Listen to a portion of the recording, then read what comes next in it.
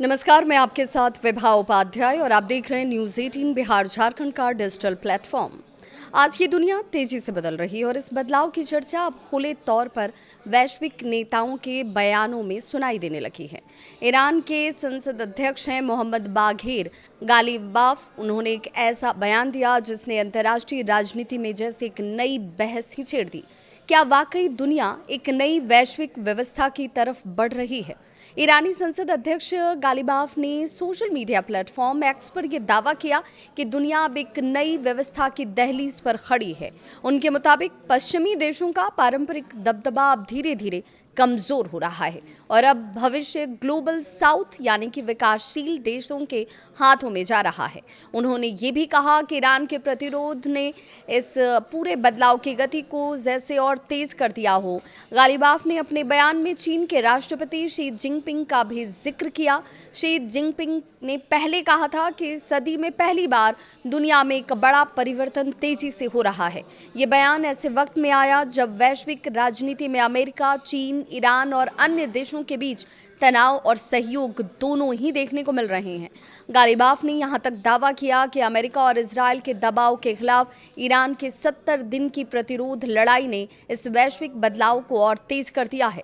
हालांकि अंतर्राष्ट्रीय विशेषज्ञ इस तरह के दावों को राजनीतिक दृष्टिकोण से जोड़ कर देखते हैं, लेकिन ईरान लगातार ये संदेश देता रहा कि वो पश्चिमी दबाव का सामना कर रहा है। हाल ही में चीन में अमेरिकी राष्ट्रपति डोनाल्ड ट्रंप और शी जिनपिंग के बीच एक अहम बैठक हुई और इस बैठक में व्यापार, टैरिफ के साथ साथ ताइवान जैसे संवेदनशील मुद्दों पर चर्चा हुई। इसी दौरान थ्यूसिडिस ट्रैप जैसे शब्दों पर चर्चा तेज हो गई, जिसका मतलब है कि जब एक उभरती शक्ति मौजूदा महाशक्ति को चुनौती देती है तो टकराव का खतरा बढ़ जाता है। थ्यूसिडिस ट्रैप एक राजनीतिक सिद्धांत है जिसे हार्वर्ड के प्रोफेसर ग्राहम एलिसन ने लोकप्रिय बनाया। इसके मुताबिक इतिहास में अक्सर ऐसा हुआ कि जब कोई नई शक्ति उभरती है और पुरानी शक्ति को चुनौती देती है तो दोनों के बीच संघर्ष की संभावनाएं बढ़ जाती हैं। शी जिनपिंग ने कहा कि चीन और अमेरिका के बीच टकराव की बजाय सहयोग ज्यादा फायदेमंद है। उनका यहां तक कहना था कि दोनों देशों के साझा हित मतभेद से कहीं ज्यादा बड़े हैं और सहयोग में दोनों को मिलता है लाभ।